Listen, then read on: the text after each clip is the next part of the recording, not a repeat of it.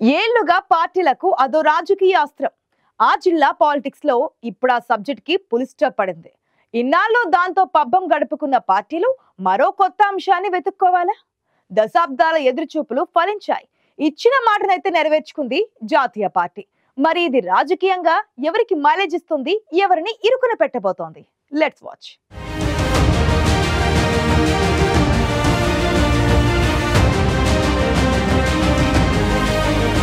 40 ఏళ్లుగా నిజామాబాద్ జిల్లాలో పసుపు బోర్డు చుట్టూ తిరిగాయి రాజకీయాలు. ఏ పార్టీకి ఆ పార్టీ తామంటే తాము పసుపు బోర్డు తీసుకొస్తామని హామీలు గుప్పించాయి. పసుపు బోర్డు కోసం ఎన్నో పోరాటాలు చేశారు రైతు నాయకులు. ఎన్నో వేదికలపై నాయకులు గొంతు చించుకుని అరిచారు. చివరికి కేంద్రంలోని బీజేపీ ప్రభుత్వం నిజామాబాద్ పసుపు రైతుల కలను నెరవేర్చింది. పసుపు రైతులకు ఇప్పుడు ఆశాజ్యోతిగా మారారు ప్రధాని మోదీ. బీఆర్ఎస్ పార్టీ నుంచి ఎంపీగా ఉన్న సమయంలో ఎమ్మెల్సీ కవిత పసుపు బోర్డు కోసం కృషి చేశారు. 2014 పార్లమెంట్ ఎన్నికల్లో పసుపు బోర్డు ఏర్పాటు చేయిస్తానని బాండ్ పేపర్తో ప్రజల్లోకి వెళ్లారు ప్రస్తుత ఎంపీ ధర్మపురి అరవింద్. ఆ ఎన్నికల్లో పసుపు బోర్డు కోసం ఏకంగా 175 నామినేషన్లు వేశారు రైతులు.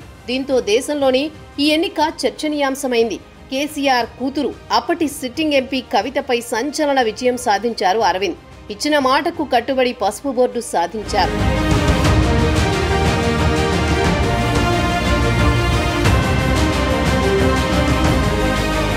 2019 పార్లమెంట్ ఎన్నికల్లో ఏకంగా ప్రధాని మోదీతోనే పసుపు బోర్డు ఏర్పాటుపై ప్రకటన చేయించారు ఎంపీ ధర్మపురి అరవింద్. స్పైసెస్ ప్రాంతీయ కార్యాలయాన్ని ఏర్పాటు చేయించినా పసుపు రైతుల్లో సంతోషం కనిపించలేదు.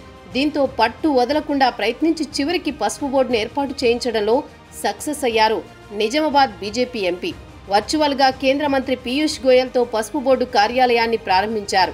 ఇన్నాళ్లు పసుపు బోర్డు అంశాన్ని ప్రధాన పార్టీలు రాజకీయంగా వాడుకున్నాయి. ఇక ఇప్పుడు ఈ ఇష్యూ క్లోజ్ అయింది. ఈ విషయంలో ఎంపీ అరవింద్ సక్సెస్ అయ్యారని చెప్పొచ్చు. దశాబ్దాలుగా నానుతున్న అంశానికి ముగింపు పలకడంలో అరవింద్ మాట నిలబెట్టుకున్నారన్న పేరు వచ్చింది. అలాగే జాతీయ పసుపు బోర్డు చైర్మన్ గా నిజామాబాద్ జిల్లాకి చెందిన బీజేపీ నాయకుడు పల్లె గంగారెడ్డికి పదవి ఇప్పించడంలో అరవింద్ సక్సెస్ అయ్యారు.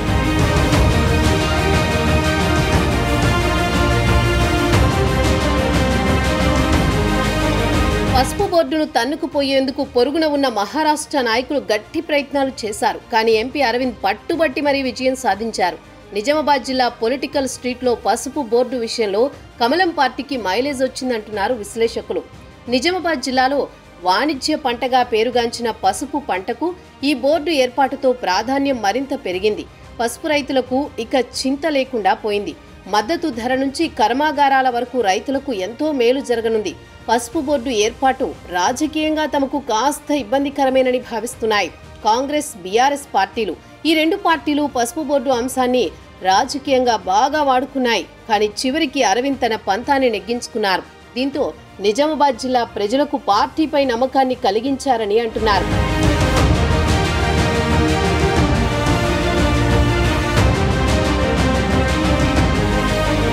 నిజామాబాద్ జిల్లాలో సుదీర్ఘ కాలంగా అందరి నోళ్లలో నానుతున్న మరో అంశం నిజాం షుగర్ ఫ్యాక్టరీ.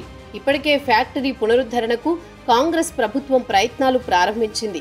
పసుపు బోర్డు ఏర్పాటుతో బీజేపీ మైలేజ్ కొడితే రాష్ట్రంలో అధికారంలో ఉన్న హస్తం పార్టీ నిజాం షుగర్ ఫ్యాక్టరీని పునరుద్ధరించి మాట నిలబెట్టుకోవాల్సిన పరిస్థితి ఏర్పడింది. ఎన్నికల్లో ఇచ్చిన హామీని కాంగ్రెస్ పార్టీ తప్పకుండా నెరవేర్చాల్సిన పరిస్థితి ఆసన్నమైందంటున్నారు విశ్లేషకులు. ఏదేమైనా ఎంపీ అరవింద్ పసుపు బోర్డు ఏర్పాటుతో జిల్లా రైతుల్లో హీరోగా మారారని అంటున్నారు.